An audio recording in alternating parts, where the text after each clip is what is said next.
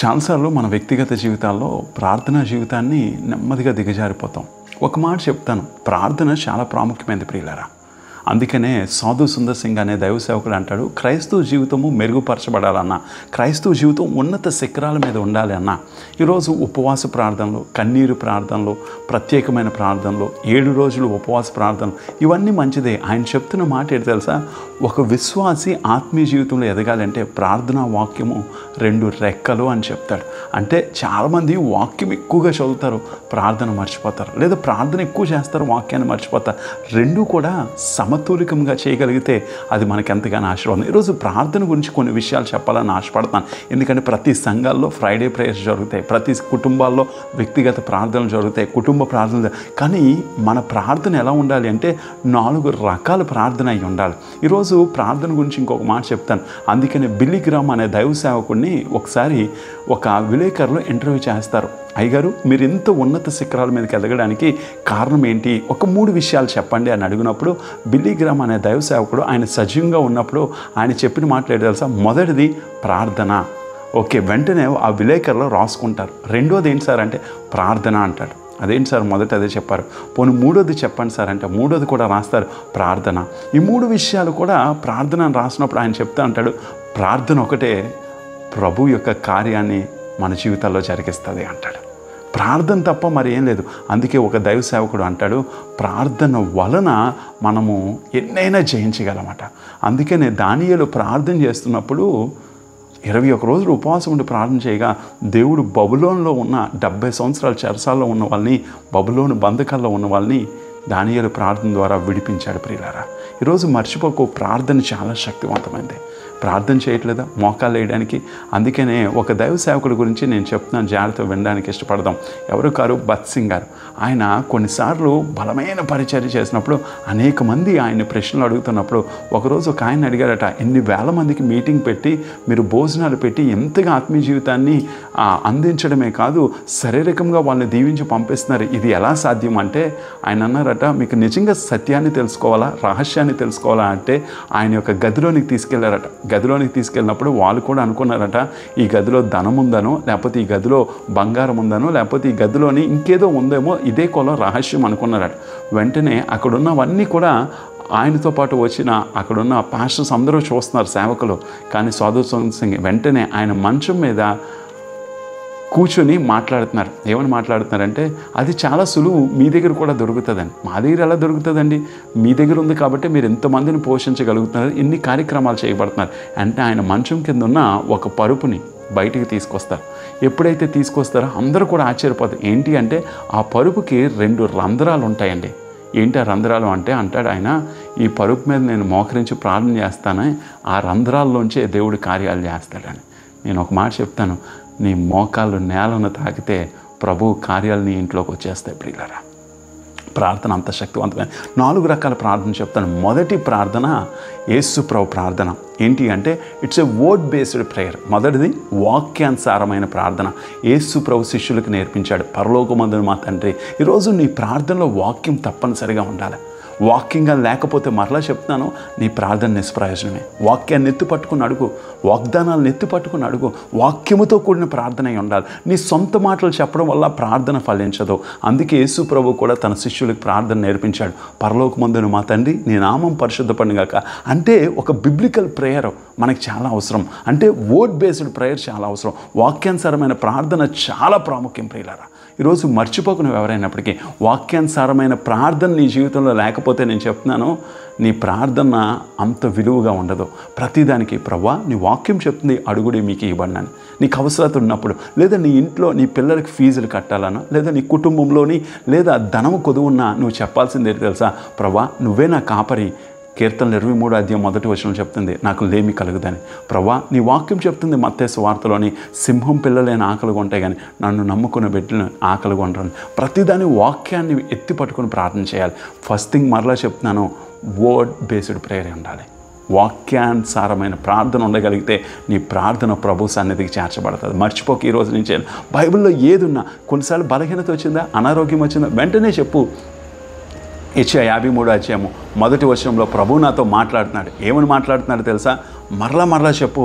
యెషయా 53 అధ్యాయంలో మాట్లాడుతున్న ప్రకారం ఆయన పొందిన దెబ్బల చేత నాకు స్వస్థత కలుగుచున్నది.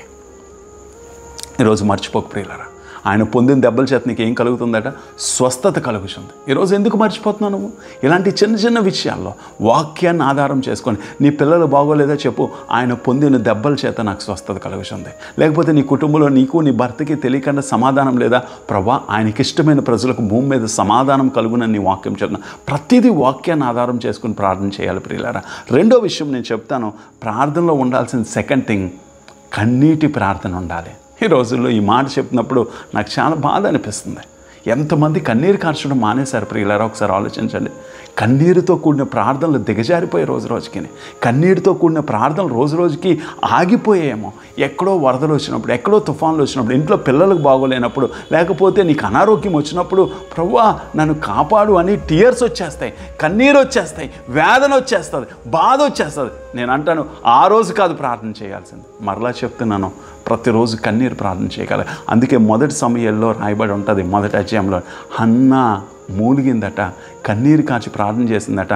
ఈ ఏడాది తిరిగేసరికి దేవుడు ఆశీర్వదించాడు ప్రియులారా. నువ్వు మర్చిపోతున్నావేమో, కన్నీటి ప్రార్థన ఎంత శక్తివంతమైన తెలుసా?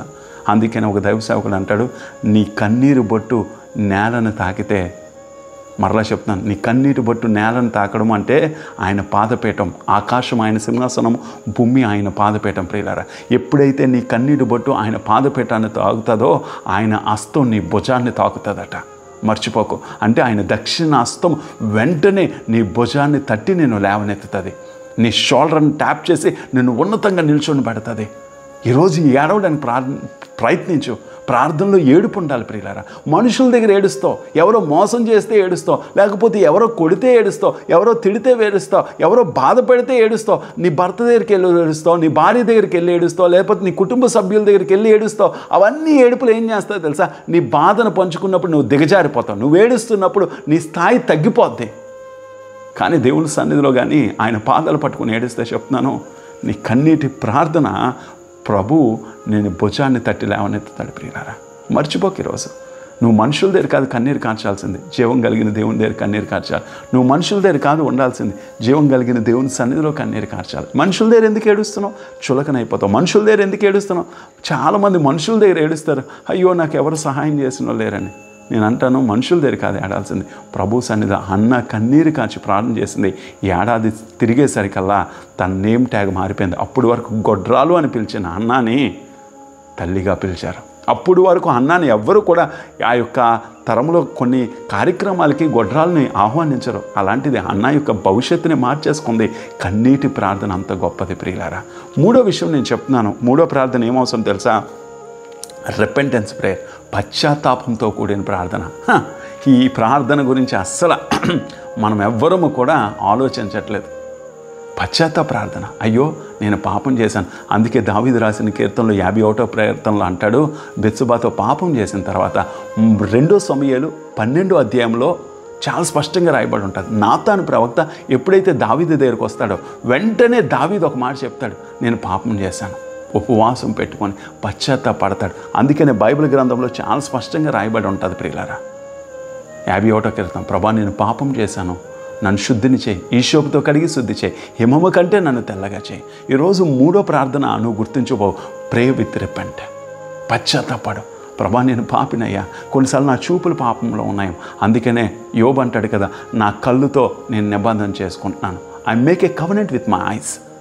ఈరోజు అందుకే అంటున్నాడు, దావీదేమంటున్నాడట, నా నాలుకతో పాపం చేయకున్నట్లు అంటాడు. అందుకే అపోస్తలుడైన పౌలు నూతన నిబంధనకు వచ్చేసరికి ఏం చెప్తున్నాడు? నా దేహమే దేవుని యొక్క ఆలయమై ఉంది అంటున్నాడు.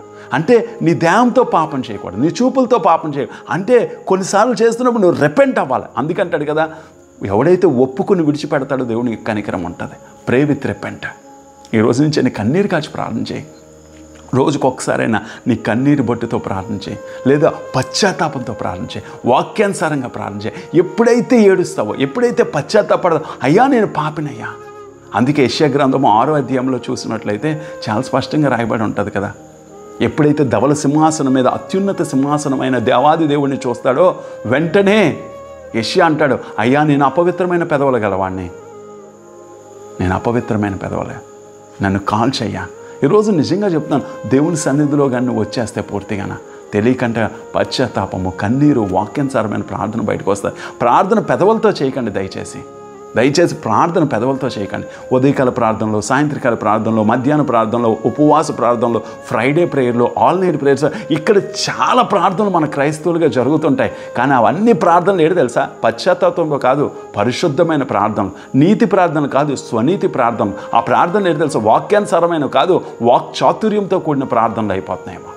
ఈరోజు మరలా చెప్తున్నాను, నీ ప్రార్థన వాక్చాతుర్యంతో ఉండకూడదు, వాక్యానుసారమై ఉండాలి. నీ ప్రార్థన కన్నీటితో ఉండాలి తప్ప నీ యొక్క నీతి కనుపరుచుకునేటట్లు ఉండకూడదు. నీ ప్రార్థన పశ్చాత్తాపంలో ఉండాలి తప్ప పరిశుద్ధుడిగా కనుపరుచుకోవడానికి ప్రార్థన చేయకూడదు. చాలామంది ప్రార్థనలో వాళ్ళు ఎంత భక్తిపరులో చూపెట్టుకోవడానికి ప్రార్థన చేస్తారు.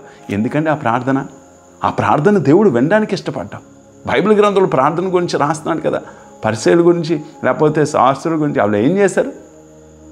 వాళ్ళ ప్రార్థన దేవుడు అంగీకరించలేదు. ఈరోజు నీ ప్రార్థన దేవుడు అంగీకరించాలి అంటే చెప్తున్నాను, ప్రే విత్ రిపెంట్. కన్నీరు కాదు, మోకరించి మొదట ఆలోచించు, ప్రభా ఎన్నిసార్లు నీ హృదయాన్ని గాయపరిచి ఉంటాను, ఎన్నిసార్లు నీ మనసును బాధ పెట్టుంటాను, నా బట్టే కదా మరలా నీకు సిలివేస్తున్నానేమో, నా క్రియలు నీ యొక్క చేతులకి మేకులు కొడుతున్నాయేమో, నా ఆలోచనలు మరలా నీ తలకి ముళ్ళ కిరీటంగా మారుతున్నాయేమో, నా పాదాలు నచ్చినట్టు తిరుగుతున్నాయేమో, అందుకే నేను నీకు మరలా నీ పాదాలకు మేకు కొట్టేటట్లు ఉన్నాయేమో. ఇది కదా పశ్చాత్తాపంతో కూడిన ప్రార్థన.